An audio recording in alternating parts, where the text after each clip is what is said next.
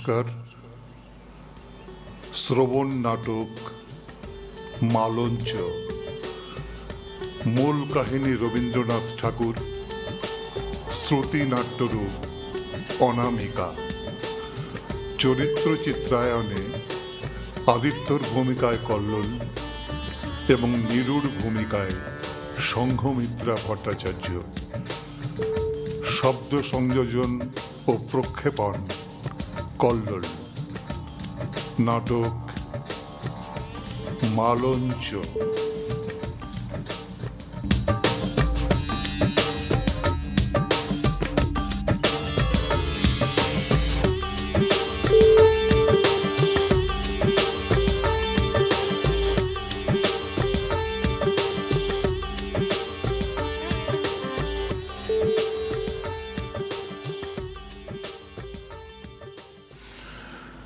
তুমি আজ কেমন আছো নীরু? আয়ার মুখে শুনলাম তুমি আজ ওষুধ খাওনি। কেন? এ কি, কাঁপছো কেন? কেঁদো না নীরু, কেঁদো না। আজ কতক্ষণ তোমায় দেখিনি বলো তো? এই দেখো, তোমার জন্যে আমি ল্যাবার্নম ফুলের গুচ্ছ এনেছি। দেখো, মনে মনে নিশ্চয়ই জানো যে সকালবেলায় কাজের চাপে আমাকে তাড়াতাড়ি বেরোতে হয়েছিল। আমার কোনো দোষ ছিল না গো।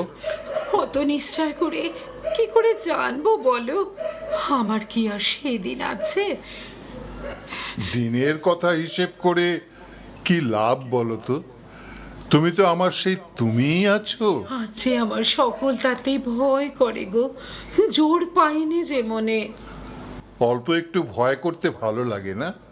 নাকি খোঁটা দিয়ে আমাকে উস্কে দিতে চাও? এ চাতুরি তো মেয়েদের স্বভাব সিদ্ধ। ও, আর ভুলে যাও বুঝি পুরুষদের স্বভাব সিদ্ধ নয়? ভুলতে ফুরসত দাও কই? বলো না ওসব কথা। পোড়া বিধাতার সাপে লম্বা ফুরসত দিয়েছি যে। উল্টো বললে সখী। সুখের দিনে ভোলা যায়, কিন্তু ব্যথার দিনে নয়। তুমি সত্যি বলো, আজ সকালে তুমি ভুলে চলে যাওনি? কি যে বলো তুমি! চলে যেতে হয়েছিল বটে, কিন্তু যতক্ষণ না ফিরেছি মনে স্বস্তি ছিল না গো।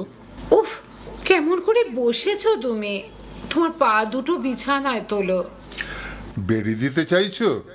পাছে পালাই? হ্যাঁ হ্যাঁ, বেরিয়ে দিতে চাই। জনমে মরণে তোমার পা দুখানি নিঃসন্দেহে রইল আমার কাছে বাঁধা।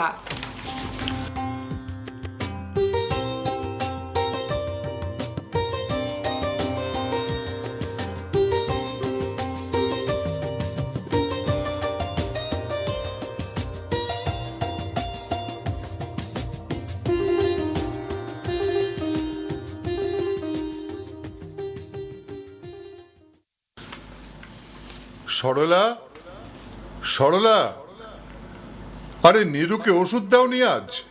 সারা দিন কিছু খেতেও দেওয়া হয়নি। আহা, ওকে বকছো কেন? ওর কি দোষ বলো তো? আমি তো দুষ্টুমি করে খাইনি, আমাকে তুমি বকো? সরলা, তুমি যাও তো। মিছি মিছি দাঁড়িয়ে দাঁড়িয়ে বকুনি খেও না আর। যাবে কি না, ওষুধ বের করে দিক, হরলিক্স নিয়ে আসুক। আরে বাবা, সমস্ত দিন ওকে মালির কাজে তুমি খাটিয়ে মারো, তার উপর নার্সের কাজ কেন? আচ্ছা, একটু দয়া হয় না তোমার মনে? ও ও কাজ আয়াই পারবে। ঠিক আছে সরলা, তুমি যাও। আচ্ছা, আজ তুমি খুব ভোরে উঠেছিলে তাই না? যেমন আমরা আগে উঠতুম। হ্যাঁ হ্যাঁ, উঠেছিলুম। আর ঘড়িতে ঘড়িতে ঠিক তেমনই অ্যালার্ম দেওয়া ছিল। হ্যাঁ ছিল বই কি। আর আর সেই নিম গাছতলায় সেই কাটা গাছের গুঁড়ি, তার উপরে চায়ের সরঞ্জাম, সব ঠিক রেখেছিল বাসু? হ্যাঁ, রেখেছিল। নইলে খেসারতের দাবিতে নালিশ রুজু করতুম তোমার আদালতে। হ্যাঁ, আগের মতোই দুটো চৌকি পাতা ছিল। হ্যাঁ, পাতা ছিল, সেই আগের মতোই। আর ছিল সে নীল পাড় দেওয়া বাসন্তী রঙের চায়ের সরঞ্জাম, রূপোর দুধের জাগ, ছোট সাদা পাথরের বাটিতে চিনি আর ড্রাগন নাকা জাপানি ট্রে। আচ্ছা, অন্য চৌকিটা খালি রাখলে কেন? ইচ্ছে করেই রাখিনি। আকাশে তারাগুলো গোনাগুনতি ঠিকই ছিল, কেবল শুক্ল পঞ্চমের চাঁদ রইল দিগন্তের বাইরে। সুযোগ থাকলে তাকে আনতাম ধরে। একটা কথা বলবো? হ্যাঁ বলো। সরলাকে কেন ডাকো না তোমার চায়ের টেবিলে? এর উত্তরে বললেই হতো যে তোমার আসনে আর কাউকে ডাকতে মন চায় না। কিন্তু সত্যি কথাটা হচ্ছে, সকালবেলায় বোধহয় সে জপ তপ কিছু করে। আয়ার মতো ভজন পূজনহীন ম্লেচ্ছ তো নয়। চা খাবার পরে আজ বুঝি তাকে অর্কিড হাউসে নিয়ে গিয়েছিলে? হ্যাঁ, কিছু কাজ ছিল, ওকে বুঝিয়ে দিয়েই ছুটতে হলো দোকানে। আচ্ছা শোনো না, অনেকদিন ধরেই ভাবছি একটা কথা, বলবো? হ্যাঁ বলো। রমেনের সঙ্গে সরলার বিয়ে দাও না কেন? হ্যাঁ আচ্ছা আচ্ছা, ঘটখালি কি আমার ব্যবসা না নাকি? না না, ঠাট্টা নয়, বিয়ে তো করতেই হবে। আর রমেনের মতো পাত্র পাবে কোথায়? পাত্র আছে একদিকে, পাত্রীও আছে আরেক দিকে, কিন্তু মাঝখানে মন আছে কিনা সে খবর কি রাখো? মনে হয় এইখানটাতেই খটকা। আসল কথা, তোমার ইচ্ছে নয় যে বিয়েটা ঘটে। এই এতক্ষণে ধরেছ ঠিক। আচ্ছা, সরলা গেলে আমার বাগানের দশা কি হবে বলো তো? উফ, ও কি নিরু, হঠাৎ তোমার ব্যথাটা বেড়ে উঠলো নাকি? কিছু হয়নি। আমার জন্য তোমাকে অত ব্যস্ত হতে হবে না।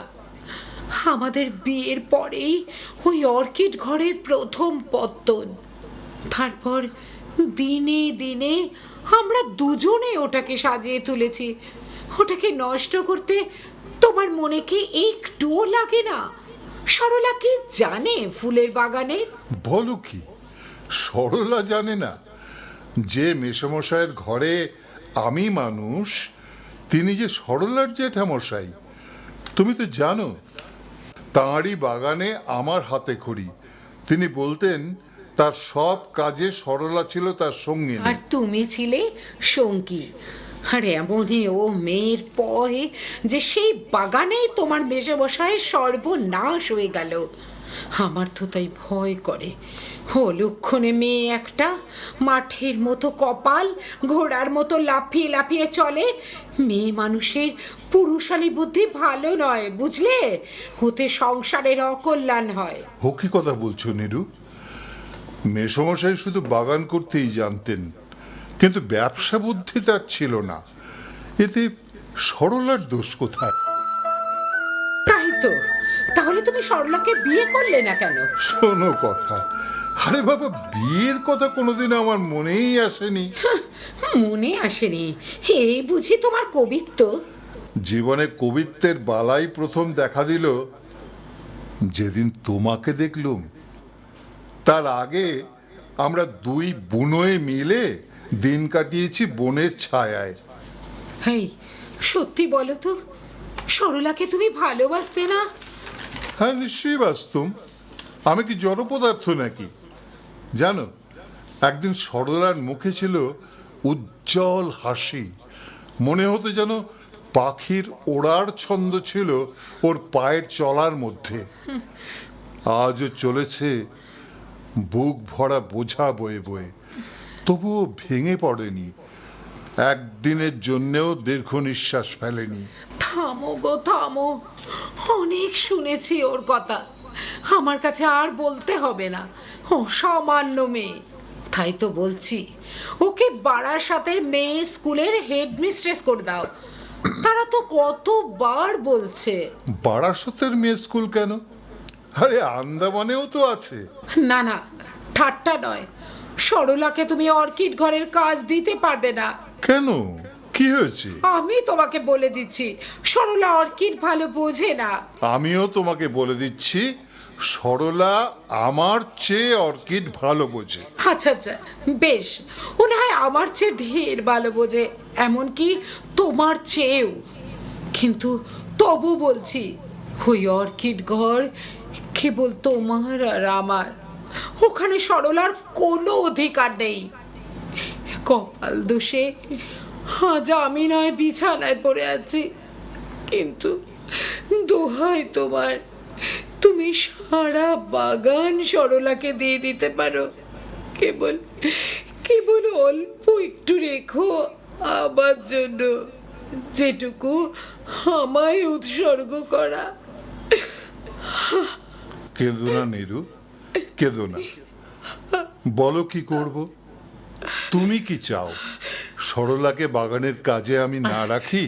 কিচ্ছু চাইলে, ও তো তোমার বাগান, যা কি খুশি তুমি তাকে রাখতে পারো, আমার তাতে কি?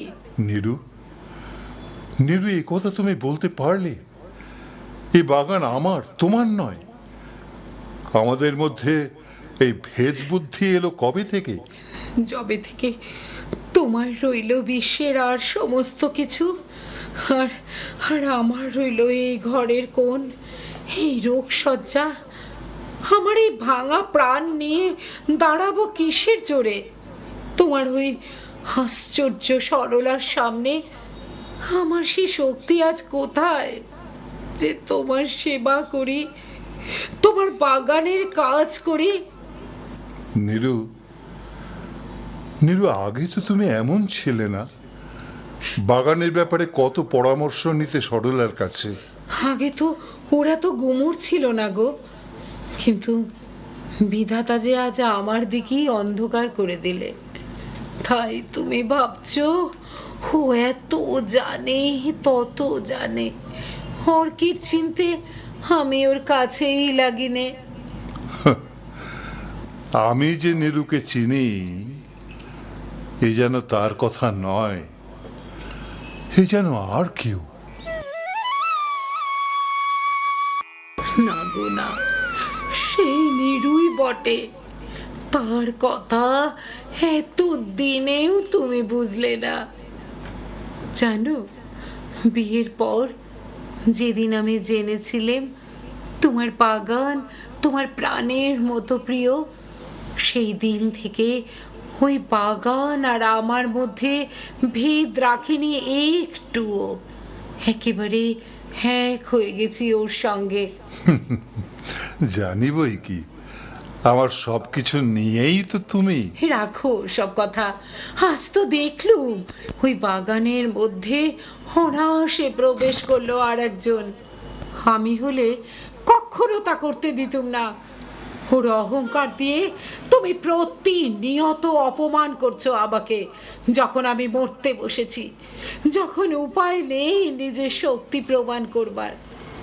এমনটা এমনটা কেন হলো বলবো? বলো। কারণ কারণ তুমি আমার চেয়েও ওকে বেশি ভালোবাসো বলে। নীরু, এতদিন সে কথা কেন লুকিয়ে রেখেছিলে? নীরু, আজ এতদিন পরে আমাকে এই কথা বলতে পারলি? ঠিক আছে, ঠিক আছে, আমি কাছে থাকলে তোমার শরীর খারাপ হবে। ফার্নারির পাশে যে জাপানি ঘরটা আছে, আজ থেকে আমি সেখানেই থাকবো। দরকার হলে ডেকে পাঠিও। চলি। ওগো ওগো ওগো, শোনো শোনো, তোমার পায়ে পড়ি, চলে যেও না।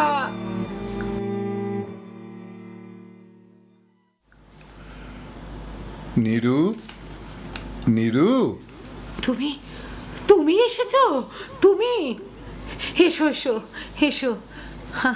আজ কত দিন পরে তুমি আমার ঘরে এলে বলো তো, সত্যি বলো, আমাকে মাফ করেছো তুমি? তুমি আমায় মাফ না করলে আমি যে মরেও শান্তি পাবো না গো। এর আগে তো তুমি কখনো বাড়ি ছেড়ে চলে যাওনি, এবার গেলে কেন? এত নিষ্ঠুর তোমায় কে করলে? অন্যায় করেছি নীরু, মাফ করতে হবে।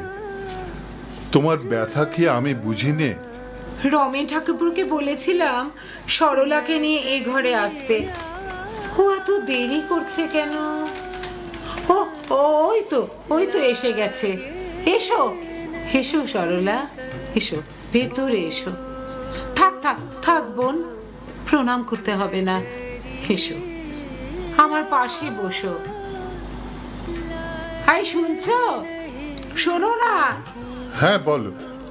আমার গয়নার বাক্স থেকে মুক্তোর মালাটা আমাকে একটু এনে দাও না গো। হ্যাঁ হ্যাঁ, এই দিচ্ছি, দাঁড়াও। এই নাও। হ্যাঁ হ্যাঁ, দাও দাও দাও।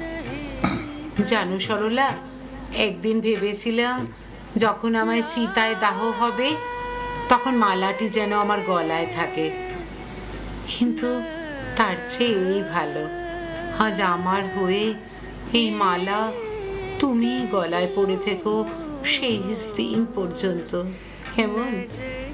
ঠিক আছে, ঠিক আছে সরলা, তুমি এখন যাও।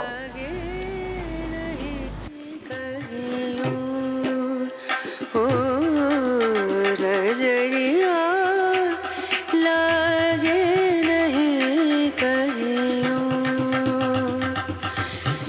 नजरिया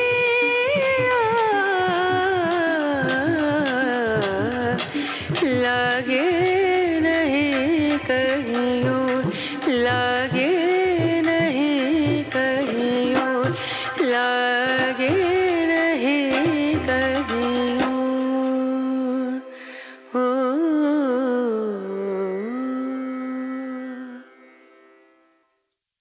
হ্যাঁ গো, কাল থেকে সরলাকে দেখছি না কেন? সে কি, তুমি জানো না? সরকার বাহাদুর তাকে পুলি পোলাও চালান করে দিয়েছে। হুমা, সে কি? কিন্তু কেন? জানো না বুঝি? না।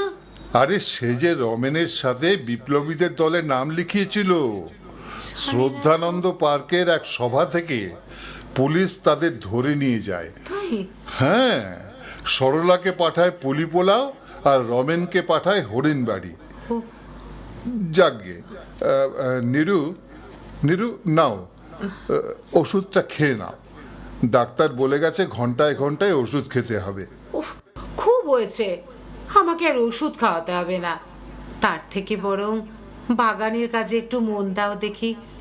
হ্যাঁ শোনো, মালিকে ডেকে দাও, আমি শুয়ে শুয়েই তাকে দিয়ে বাগানের কাজ করাবো। আচ্ছা ঠিক আছে, আমি তাকে ডেকে নিয়ে আসছি।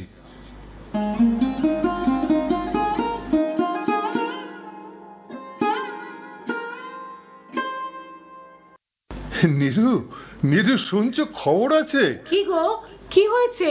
কি হয়েছে? তোমাকে এত খুশি খুশি লাগছে কেন? নিরু, চিঠি এসেছে, জেলে স্থানা ভাব, তাই সরকার বাহাদুর সরলাকে ছেড়ে দিচ্ছে। এ কি, কি হলো নিরু? নিরু, তোমার শরীর খারাপ লাগছে নাকি?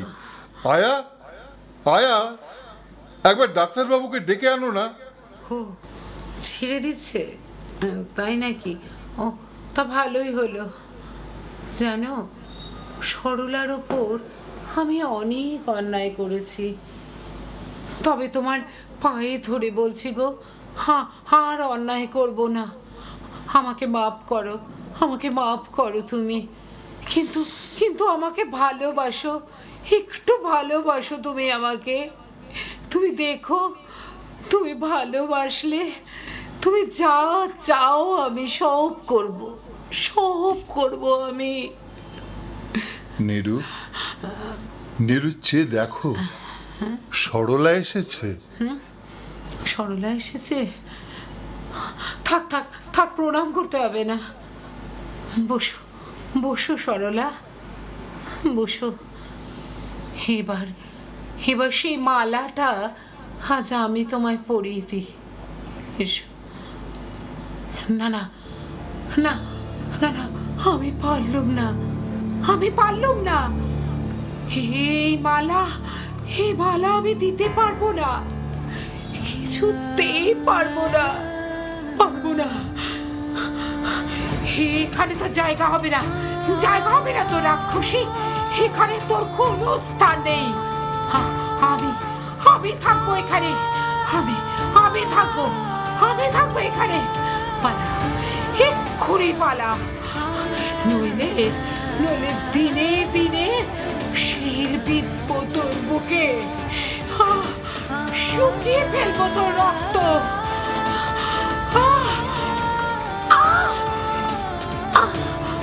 নীরু, নীরু, নীরু, নীরু, কি কি কি হলো তোমার? নীরু পড়ে গেলে কেন?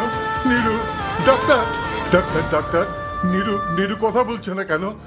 চোখ মেলো নীরু, কথা বলো নীরু, নীরু, নীরু কথা বলো, নীরু, নীরু একবার চোখ মেলো। ডাক্তার, ডাক্তার, ডাক্তার, নীরু কি হলো? নীরু কি হলো? কি হলো? নীরু, নীরু!